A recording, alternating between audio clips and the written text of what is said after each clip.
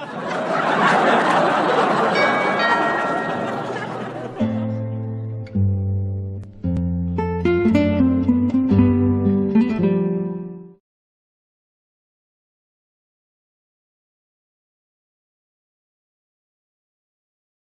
like you all to give a welcome to Jenny, please.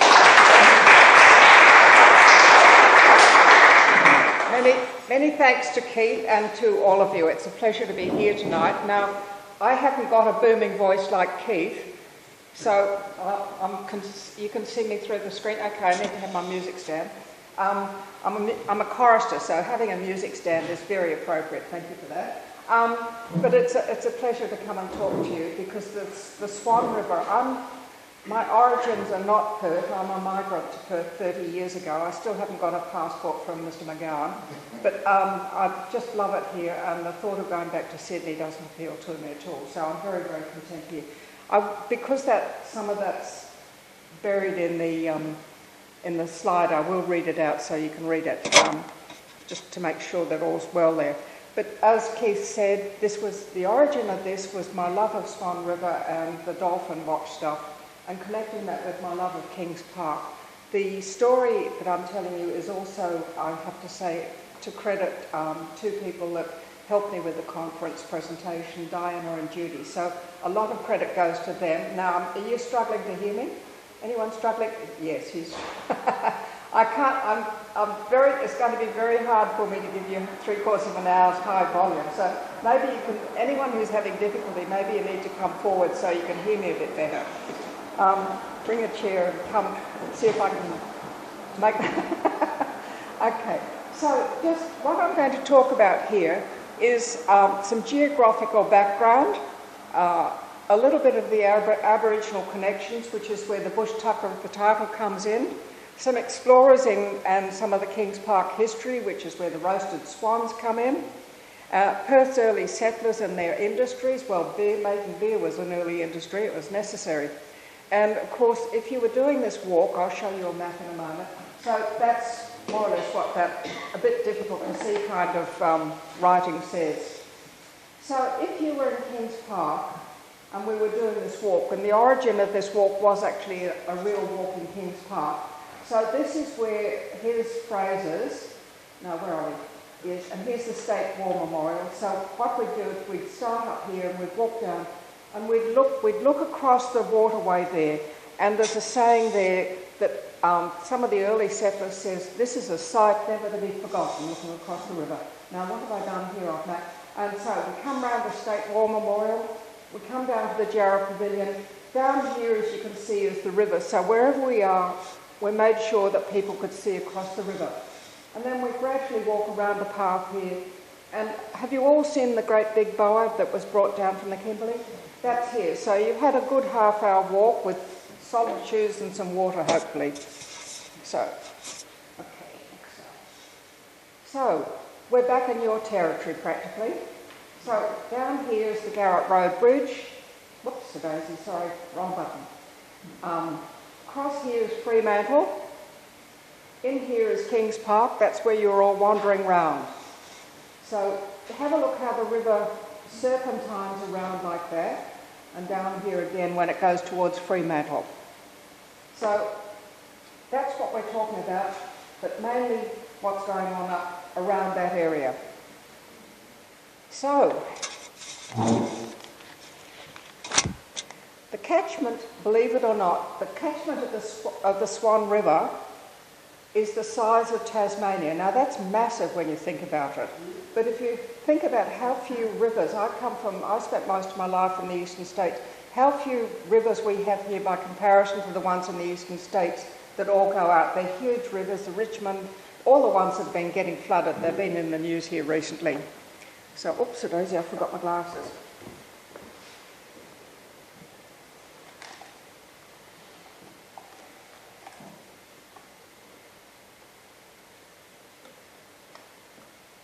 I had them, I put them out.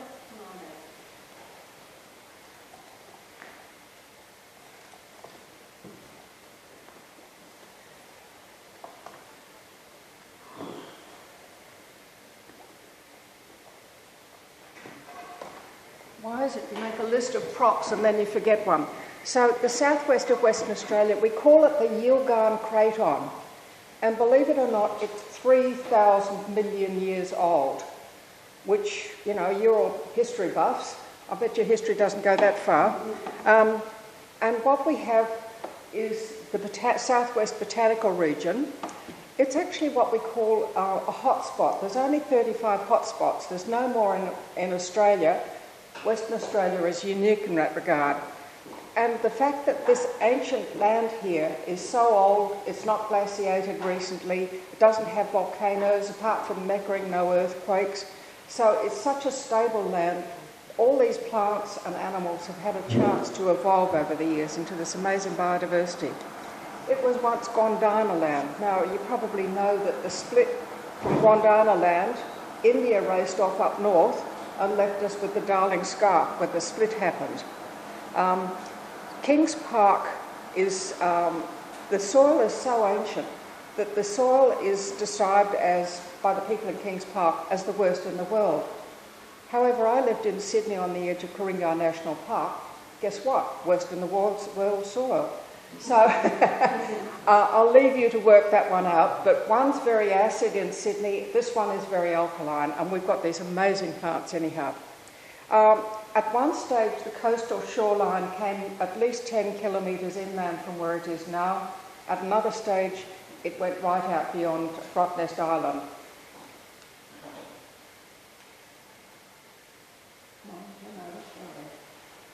Okay, this is the catchment area for the Swan River, not the Canning River, but it comes in, it's practically out to Kalgoorlie there, up to Dalwallinu, down to Lake Grace and those parts of the world. So you can see what a huge place it is.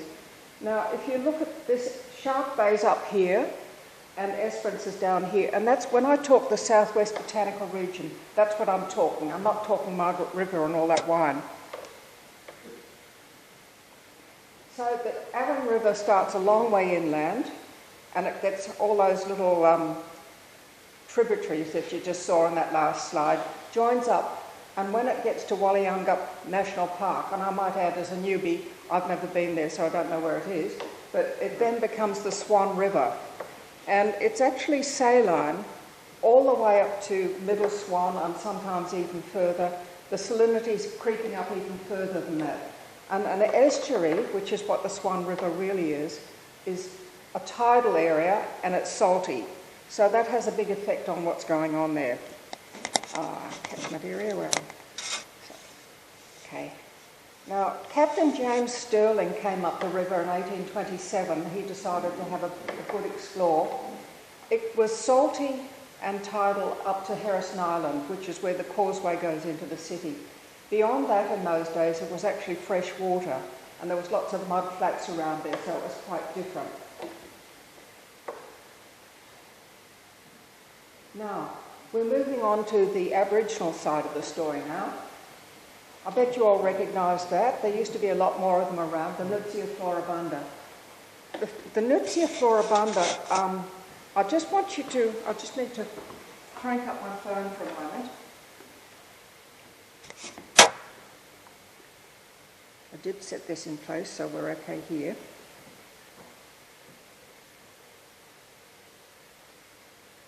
Now, just close your eyes briefly for a moment and imagine you're sitting amongst eucalypts up in Kings Park and it's very still.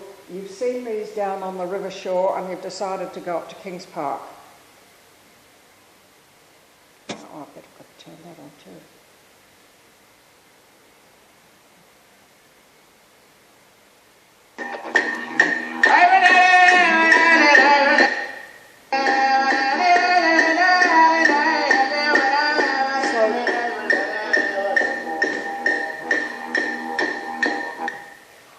So you can imagine more than 200 years ago, that would have been the kind of noise that you would have heard coming into December and January up in Kings Park. People up amongst the eucalypts up there.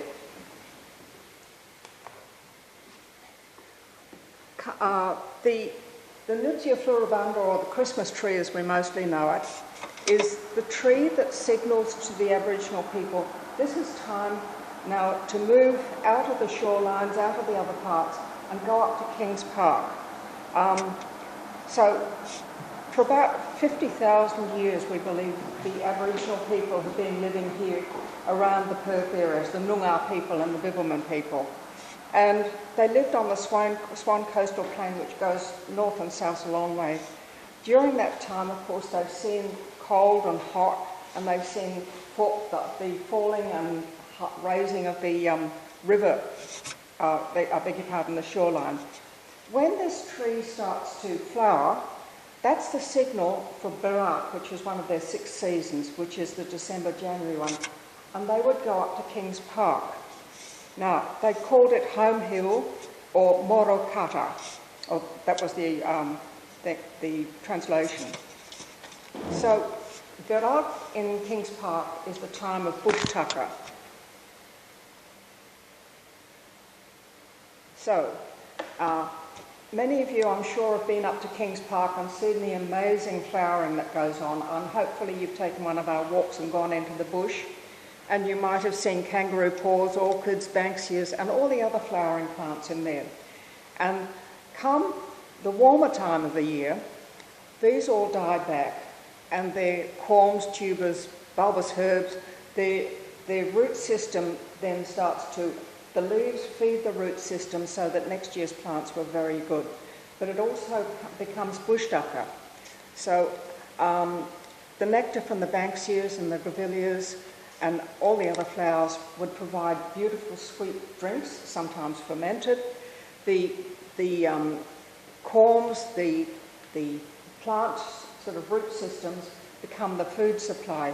The women were the people who did 90% of the digging to find the food. So they would get out, and they had little digging sticks about that long, and they would dig up these root systems, and they'd also find lizards and other things like that. You know, you pull the bark off a tree and there's a tasty lizard, or little witchetty grubs, all those sorts of things.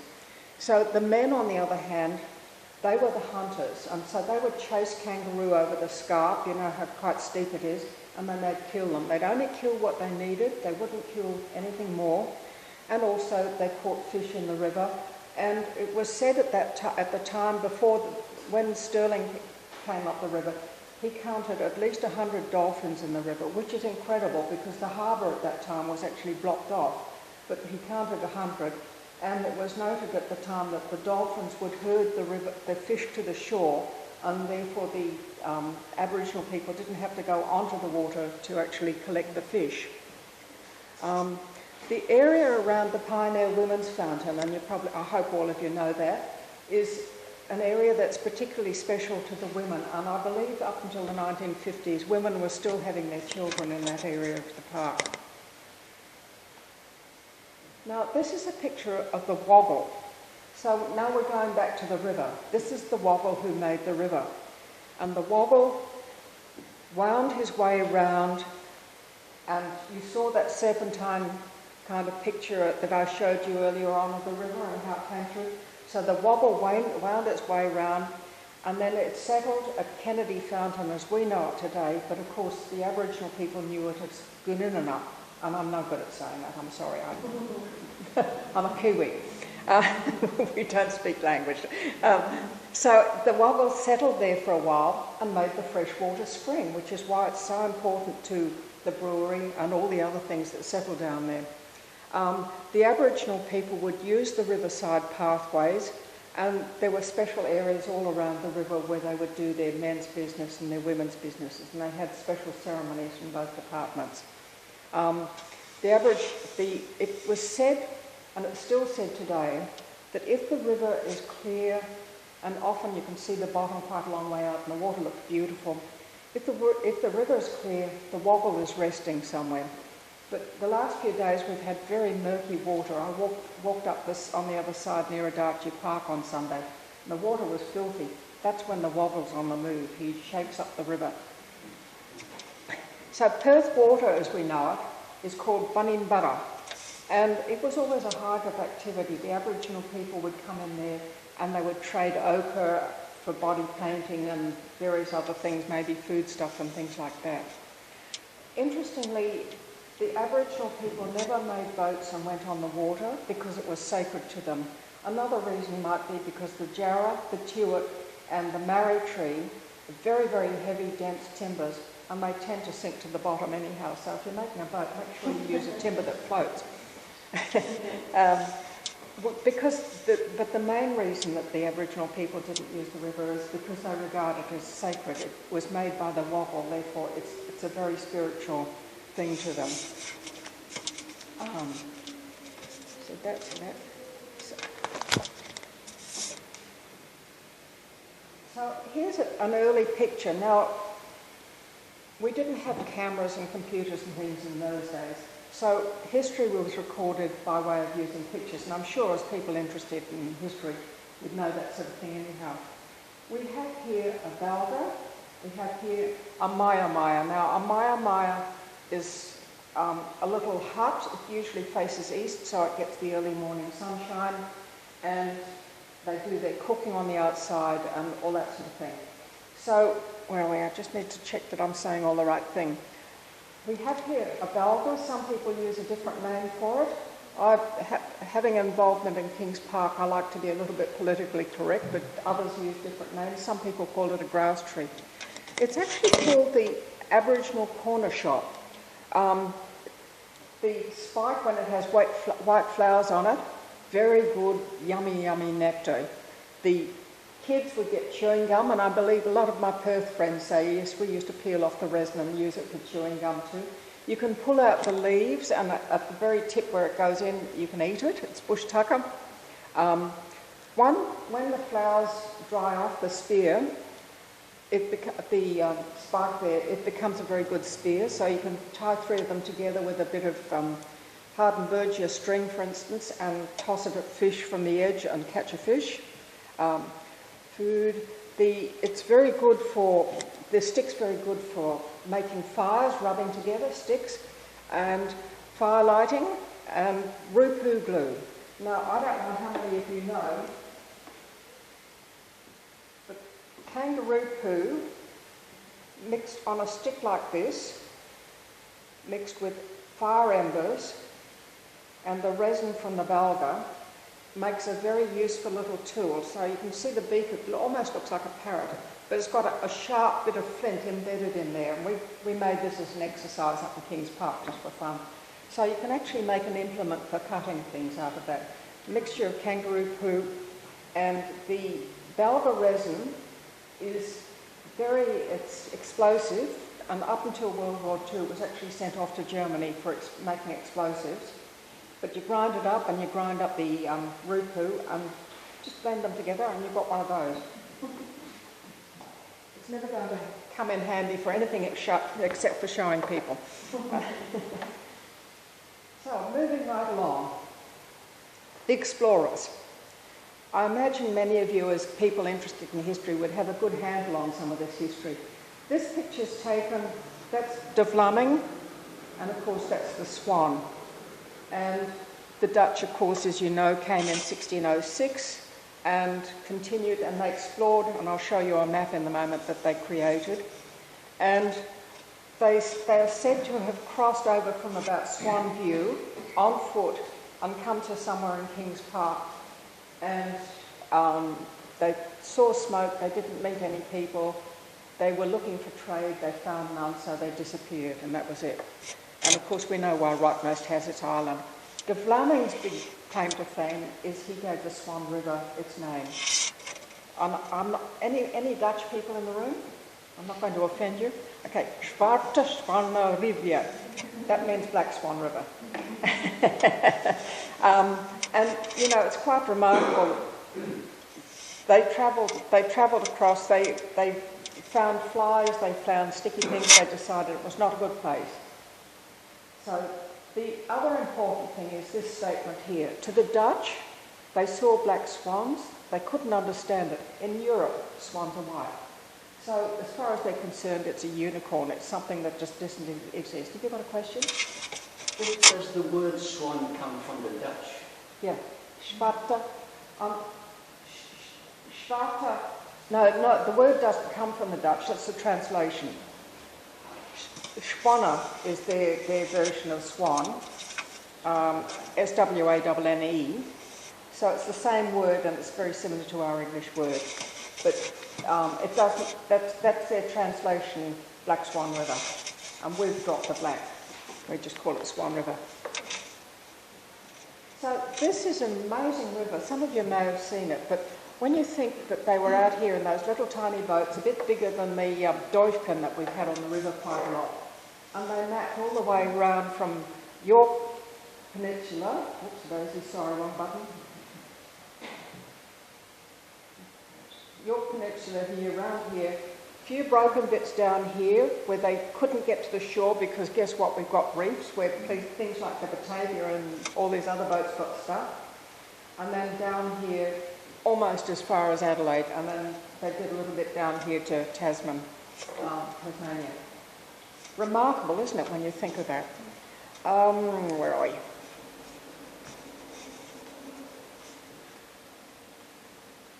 So here's another picture, Victor Victorius. He was a Dutchman as well, doing his version of what it looked like from high up on Rottnest Island, probably. But see the little swans, they're quite out of proportion to the boats, but who cares? And where are the mountains in Perth, for goodness sake? I'm having problems with buttons. But that was their interpretation of the Swan River. These photographs, by the way, if you go plodding around on the internet, it's just amazing what you can find on there. It's a lot of fun. So,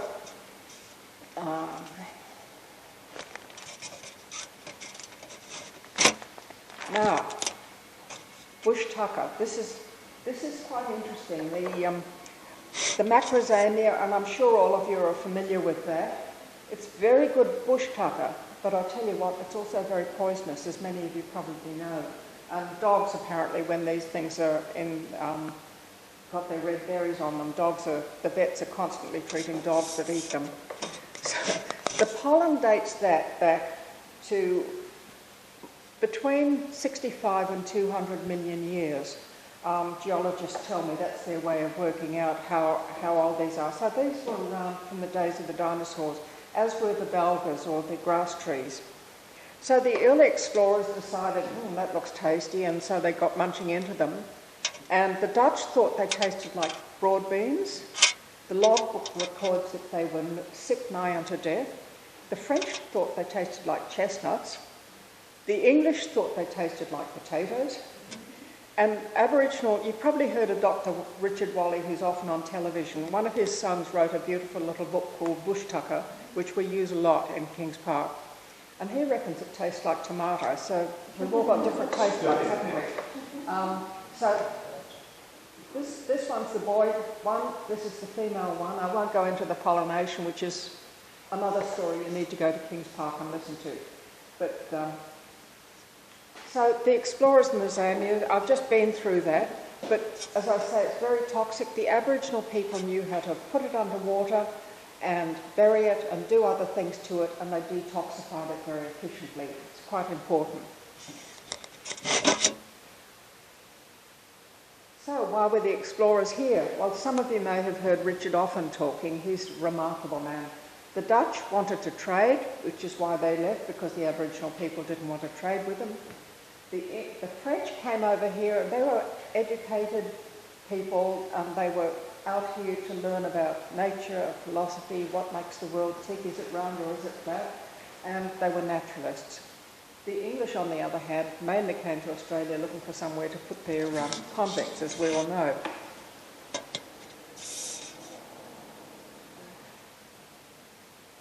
So here's another picture. Now, if you were standing in Kings Park, where one of the pavilions is today, you'd look down, you can see the Canning River there, and in here, this is not such a good picture. I did take it off the internet, but I couldn't get it off very easily. But there's a couple of Aboriginal people standing, and an artist came to speak to a group of us once and said it's probable that there were actually Aboriginal people coming because they were very curious and they'd come and see what was going on. So sometimes when they're included in paintings, it's not artistic license putting them there. It's actually quite likely to be true. But have a look at the way they paint the trees. Now, eucalypt looks like nothing like that.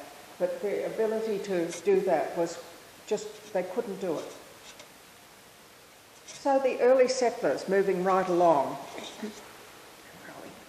So Stirling, as you know, Stirling wanted a settlement here for entrepreneurial type people, people who really wanted to live it up and make a go of it. He didn't want any convicts. So he promoted it, and they called it Swan River Mania, and off they came. As they came in their sailing ships. They stopped at Cape Town. And one of the reasons why Kings Park is full of weeds, they're mainly South African, it's because they stopped at Cape Town, they brought on sheep, they might stop there for 3 or 4 months, filled up with sheep which might have had burrs and things in there. Things they thought the grass, the veld grass, that dreadful veld grass, would be good fodder for cattle, so they brought a whole lot of that over, thank you. Georgiana Malloy very kindly brought all the arum lilies. So we've got a large collection of South African plants here. South Africans are envious of us because a lot of their rare and endangered stuff is living on very happily in Kings Park. And we say, take it home with you, please. I'm digressing a little bit. So Governor Darling, and of course Stirling wanted to butter up its boss, as you do. So he named the Darling Range after Governor Darling, his boss in New South Wales. And Kings Park, as we call it, is also known as Mount Eliza. And Mount Eliza was the name of Darling's wife. So Stirling, obviously got himself in good favour. Ralph Darling here. Septimus Roe, John Septimus Roe was a remarkable man, and it was him, thanks to him, that we have Kings Park as it is today, because he decided that people needed somewhere to go for recreation, and he set it aside in 1831. It was about half the size of what we have today. So at the same time as well, that we had friendly cooperation with the Aboriginal people, and apparently a school was set up to try and help them learn about Australia, learn about English and the culture of the Brits and things. So John Septimus Roe, many of you have probably seen this map, but the river goes up here, and he did these long stretches of ribbonness of lands, and the idea was that so everyone had a river frontage, and that was your main road. No Guildford Highway in those days. You just drove everything down, the sheep down to the edge of the river, or took your cattle down to the edge of the river, stuck them on a boat and took them somewhere, because the river was the form of transport. Here we are up in Kings Park again. Once again, an early picture. They're learning to paint gum trees a bit better, the Aboriginal people. But you can see down here these ribbons of land. So this is where Mount Hospital and those sorts of places stand today. And you can see how important the river was, because none of these roads had been properly formed at that stage. Now, the roasted swans come into the picture now. As I said earlier on, it was William de Vlaming who decided it was the Swan River. The Aboriginal word for swan is Mali, so you'll see that around the place sometimes. The early reports say that there were lots and lots of swans. You could see 500 swans estimated just taking off at once, huge flock of birds, and Stirling reports that they would just literally come and sit on the boats in the middle of the river, and all they had to do was reach out to grab one and have him for dinner. So the swans were a very important source of food for them all. Roasted swans were on the menu, as I say. Today, of course, we treat them very differently. We put them on flags and we had them state emblems. We treat them quite differently. So we're moving along now to convicts and the industry. So in 1850, guess what? They needed hospitals, roads, they needed prisons to put people in for being naughty. So they brought convicts across to Western Australia. Not for long though. This area here is at the base now. The Swan Brewery, the Swan Brewery is along here somewhere a bit further. This was an old man's home in here, and this assortment of buildings was various different things. And of course, the Buninanap or Kennedy Fountain is just down in here in the foreground. Fresh water, absolute essential. So the next picture, the same thing. It's looking down on that, and you can see that a road has been constructed, but before they could do that, they had to quarry out a whole lot of limestone. So the area there is actually significant historical and archaeological significance, because things are being, dug up and investigated and examined by archaeologists. So the historical Aboriginal uses, because that was a camping site for them. There was brewing from 1880 onwards until the Swan River. Of course, we know it today isn't a brewery at all. There was boat building, and I recently met one of the offspring of the boat, the original boat builder. 19th century technological processes in milling of timber and things like that. And of course, milling of flour happened with Shenton's Mill. Tanning, ice making. Somebody asked me last time I did this, how did they make ice? I'm sorry, I don't know. So don't ask me. And the old men's home. I've written something here and I can't read it. And one of the reasons, of course, this was so important was the river was used for transport. That's how they got things anywhere.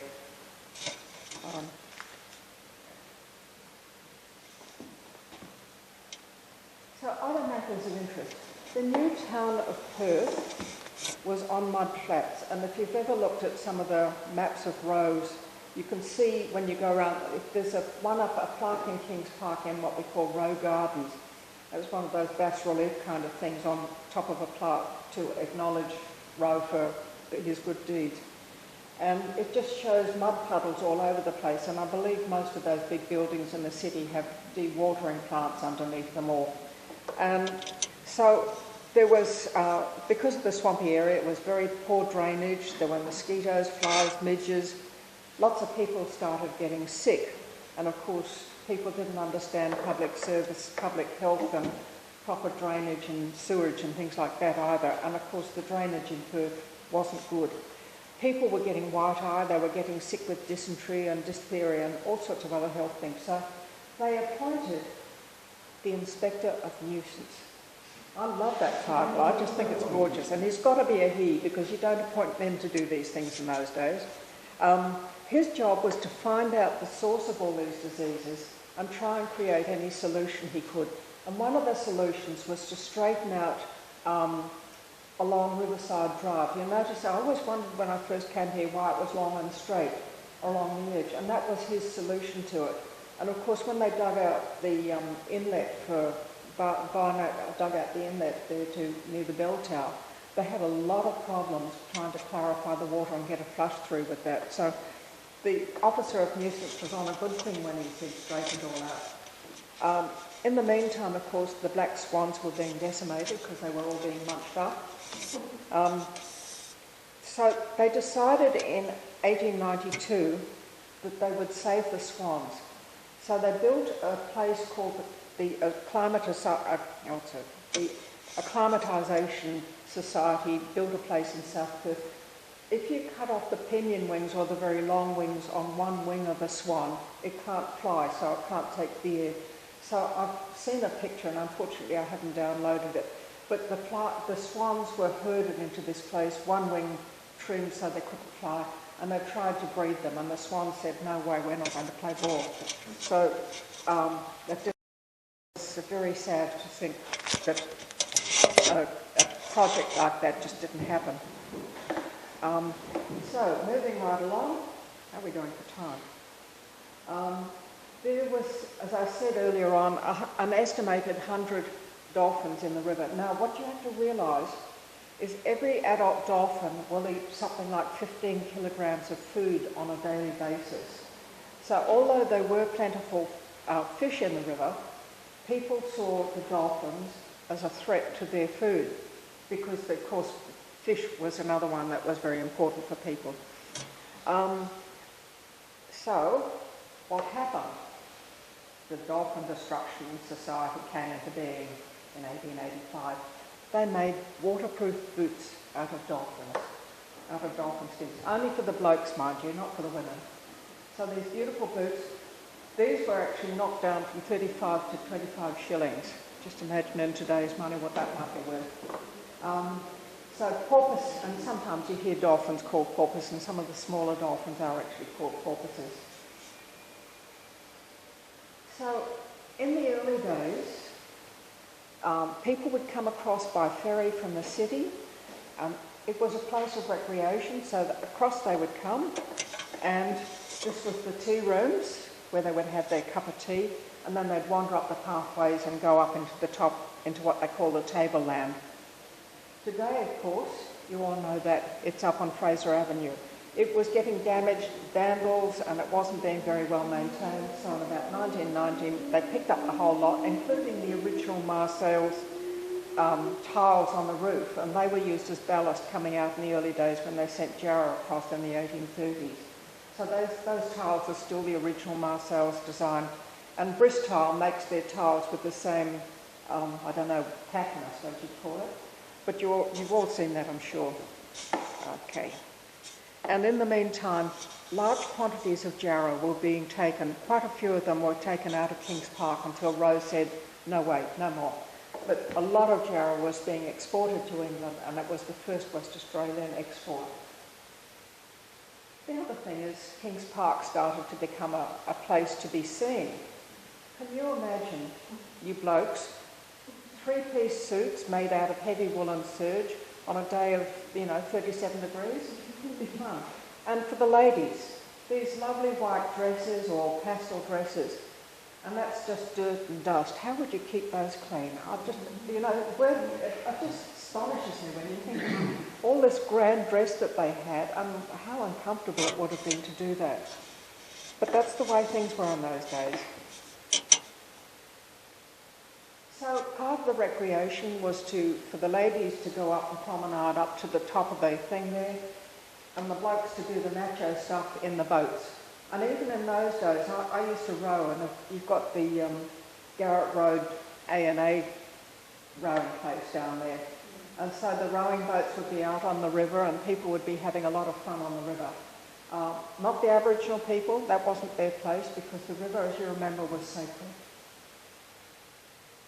So the river more recently. Over the years, there were 22 rubbish dumps, and I'm sure many of you would remember Burswood. There was one in South Perth on the edge. The river was just a total rubbish dump going up and down, and any of the sort of local government organisations on the edge of the river, that's where you dumped your rubbish. So it led to terrible contamination and pollution of the river from industry, also from agriculture, gardening. I believe that the blue-green algae has improved enormously, but at some times before I came to Perth, it was a real disaster. In 1988, the Swan River Trust was formed and was established, and they actually limited the use of phosphates. So in your washing powders for clothes washing, in your fertilisers, they really reduced that phosphate stuff. So that's the main cause of those blue-green algae.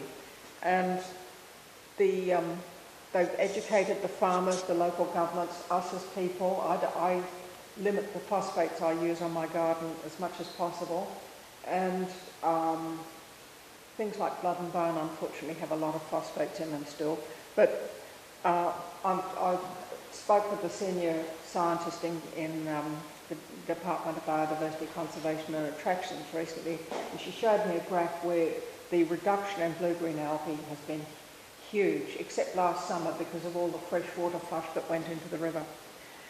Some of you probably remember the dredging that went on in the river from 1925 through to 1955, lots of dredging, and that was to lift the lime shells and create lime to put into Portland cement.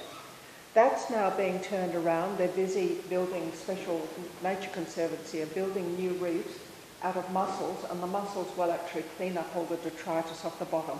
Not all the nasty things like lead and diesel stuff and all that stuff that sits on the bottom, but it'll clean up all the sort of dead fish bones and all that sort of thing. So,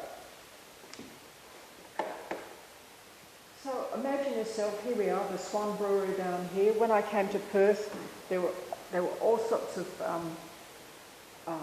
demonstrations saying, you know, this is special sacred ground, you can't have it.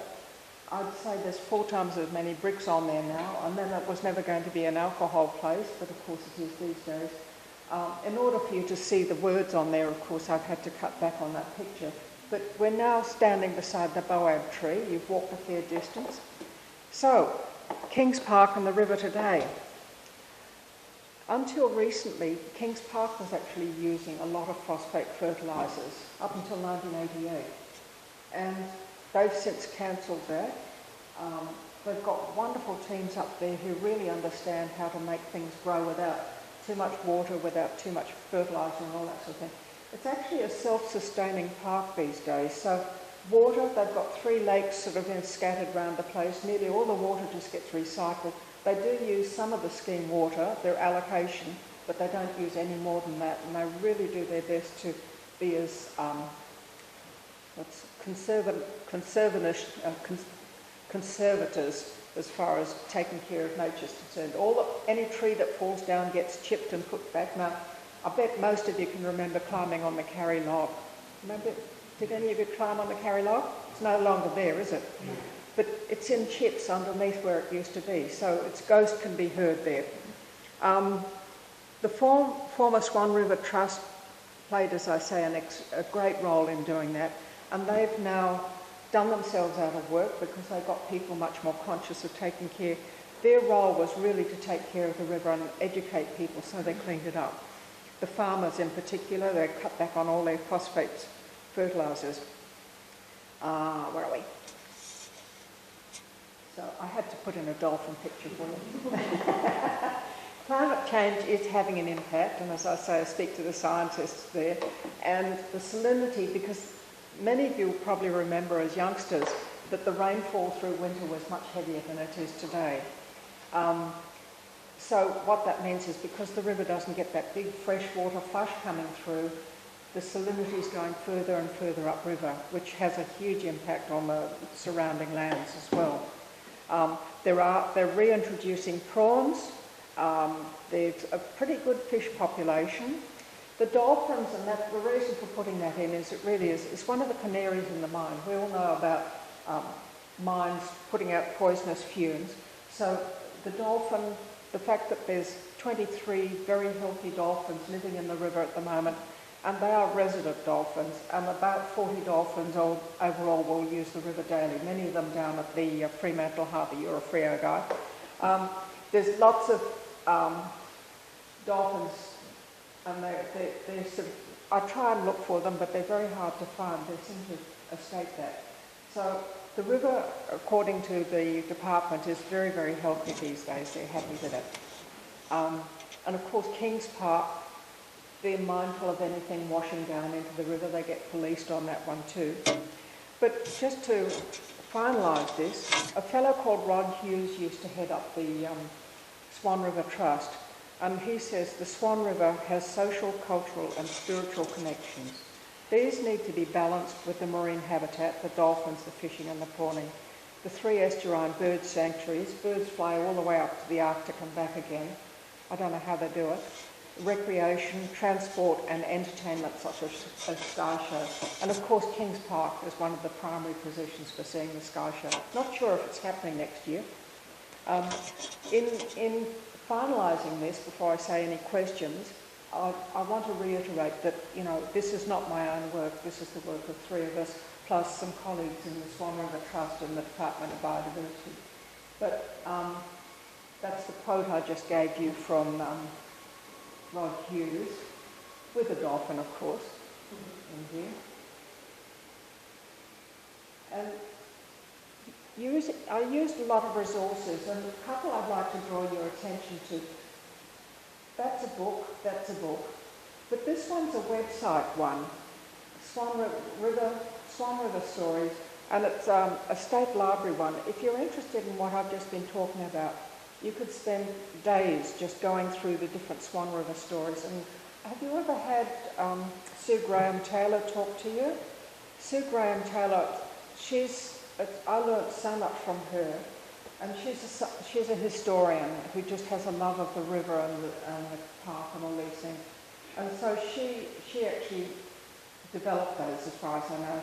And BGPA, or Botanic Gardens Park Authority of Kings Park, have an excellent website too. And my colleagues, as I say, Diana and Judy.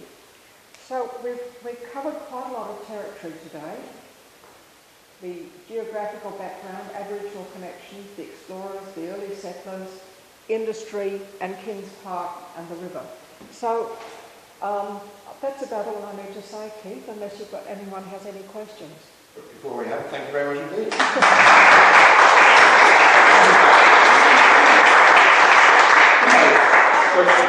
Questions or comments? I have a question. So we very, very, very occasionally see dolphins up on the river in Maylands. Very occasionally.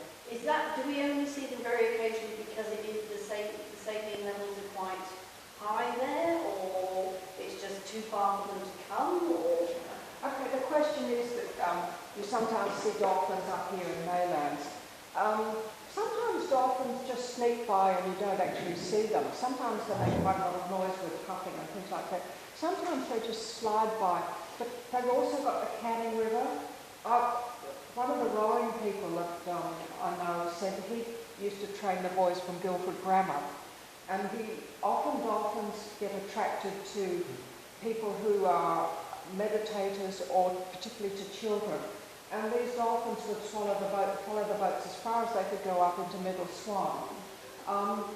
Certainly, when I was rowing, I saw lots of them when I was kayaking and rowing. I used to see a lot of dolphins, but if I'm sitting beside the river and hoping to see one, they don't come around.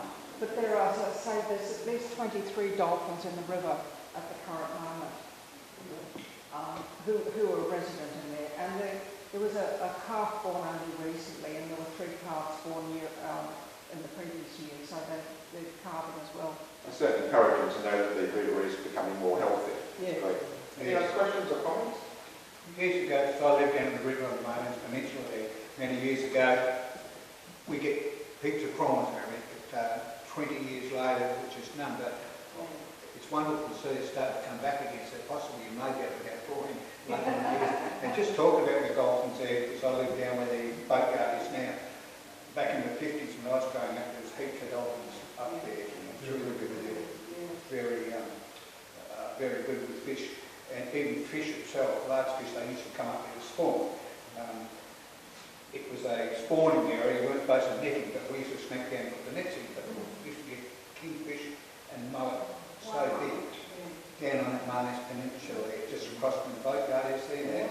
And it was prolific with fish in those years when I was growing up there. So can you all hear that? Yeah. Colin, any other questions?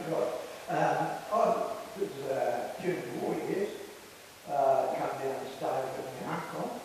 Sorry, During the war years, he used to come and stay with his uncle. Oh, yeah. And he was retired. He was working on boats in Queensland. But these flying cattle owners were flying in and out, and we would be sitting there catching them. Big blue manners. Heap of blue manners and bird waters there. Actually, you know the carry log that we were talking about? Weren't you mentioning that the other day? That was cut by my parents' power source. I'm a dentist. Father had the factory down there, dentist power source. So my family actually cut that big log. Oh, really? Yeah, so you've got pictures of the old logs. Well, when people come in, it's amazing how many people will come into Kings Park when we're on leave up there. I am a guide, but I'm not doing this as a representative of Kings Park. I'm doing it because I love the river and I've been doing this. But people frequently come in and ask us about the log. And we've actually got a little snippet of the log in a case of the information centre there, and the original pictures of it coming up on the trucks come out today. So was it colourful? Carry. It's a carry tree. It was coloured. Oh, the carry, no, the colour.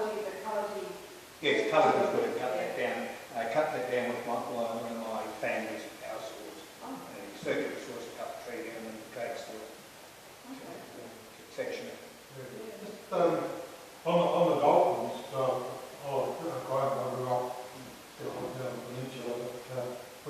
we regularly saw dolphins come through there. But previous to that, during the war, I was coming up from Kalgoorlie, we were at Pasadena. My first year at school, we had sharks in the river up at the Gilbert Bridge. We were told not to go swimming. We actually went down school bridge up for the first pub. We went down and actually saw the sharks there, but there were also dolphins up there then. Yeah. Well, there's still sharks in the river. I go kayaking and we were putting our boats in at the mainland's yacht club there, and there was some I think there was Swan River Trust people there at the time, and they said to us they just caught 3 bull sharks, and they tagged them and put them back again, because that's where they belong and that's their policy to leave them in the river. And the bloke who got bitten down at Blackwall Ridge, I met him recently, and we said to him, would you go swimming in there again? He said, yeah. As soon as he's well enough, we'll go back and so, I used to belong to the main swimming club, and we used to have what they call swim-throughs in the river, like the South Beach, right through Melville, the Kono, right through to Guildford. yeah. And I've never ever saw a shark, but one year, back in the late 1950s, there was reports of sharks in the river around Melville, and it was just before the swim through Melville, and they were going out there in boats, throwing buckets of water in the river to try and attract those sharks to catch them. And pull them out of the water. Because the swim through Melville was on the Sunday, and I can still remember it was a handicap event, and I swam one of my fastest swims in that. Started up number 94 and finished 4th. That's a real motivation. Franco, did you have a question? Presumably, the quality of the water over the years, as more and more agricultural land was developed and industry, the quality of the water would have suffered. The quality of the water suffered, well, with 22 rubbish dumps up and down the river, the quality of the water suffered a lot from that. And of course, you have the occasional cowboy who tips a bit of something into the river that they shouldn't. But certainly that was the job of the Swan River Trust. One of the places that the East Perth Power Station is another one. Quite a lot of stuff subsided into the water there. But since people have become conscious of the fact that the river is a precious resource, people have been much better educated, and I think that's where the Swan River Trust came in. They've been out of work now for about 6 years, I think. But 1988, they became an important resource that encouraging people to clean up water. Going out to the farms, for instance, and stopping them using phosphates as fertilisers, and making sure that they didn't sort of just dump things in all the waterways. And, for all of us, anything that goes into the water, hopefully people are more conscious about not tossing bottles over the edges of the boats or bits of paper or cigarette butts and things like that. Well, yeah, I hope they are. Or I see some of the behaviour on the river when the boats coming past us. Sorry. I've got 2 questions. My first is, how does the Helena River fit into the river system? The Helena River at Guildford. Well, that flows into the Swan River up there. Where does it come from? It's just up in the hills somewhere. It's like all those. I could go back through all those slides. There's all these fine little things, and when the rain rains, it just starts up the top of the hills and down it comes. And I don't know what its source of water is in summertime, and there may well be a spring up there of some sort. I can't answer that question, unfortunately. I can give you on that. I was born in there, and of course they had a big water supply there, and of course there's one of the number 4 pump stations there, which had 30 tonne of wood in 24 hours to keep the water flowing through the Kalgoorlie and north and south of the pipeline.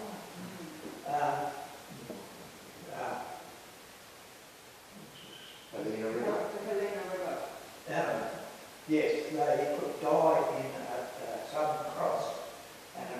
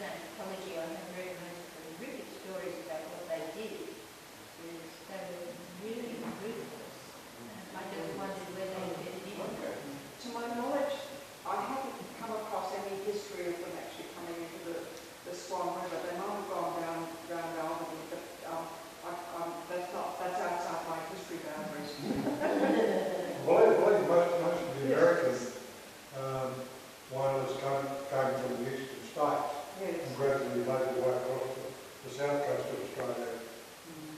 And there's lots of evidence, isn't there, around our these things, I think, radio station. And there's quite a lot of evidence around Tasmania, I think, too, of the whalers, and lots in New Zealand too, of the whaling people going over there. Yeah. If we find out, we'll find it, talk about it another occasion. Sorry, Mike. John Settler's Road, there is his field notes in the backyard, well and truly worth reading.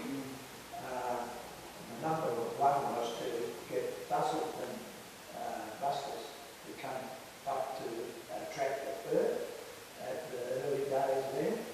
And number two thing was, next survey was to get Alvin track through to Alvin, which is successfully done, and him and my coach.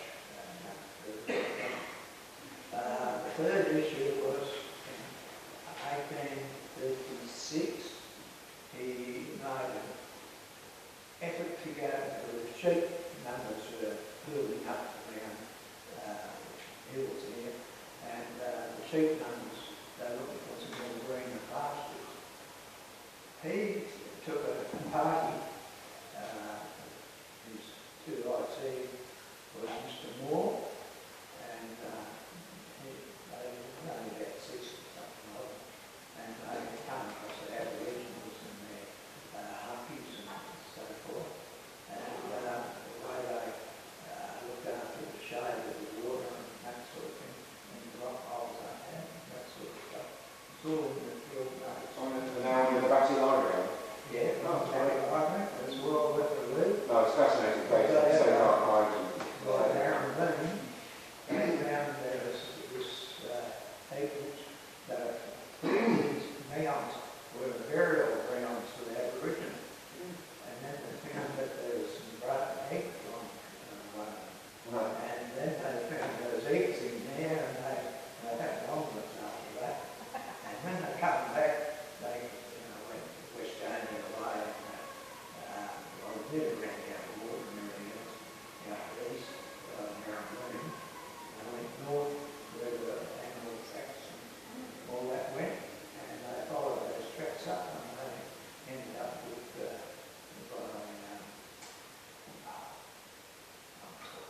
slip on that one, come back between just north of that early settlers. But no, it's amazing how intrepid and how hard working, because really, just imagine going over the Darling Ridge now, going up those scarps, imagine dragging those trucks. This river, and named after Mr. Moore. Let's go to Flip. We're going to invite you to have some tea and coffee around. You're very welcome to stay and chat, and I'm sure Jenny will stay a few more minutes before we go. But really, on behalf of Mainland's Historical Peninsula Association, we'd like to present a small gift, a token of our appreciation for coming and sharing your interesting knowledge with us. Thank you very much,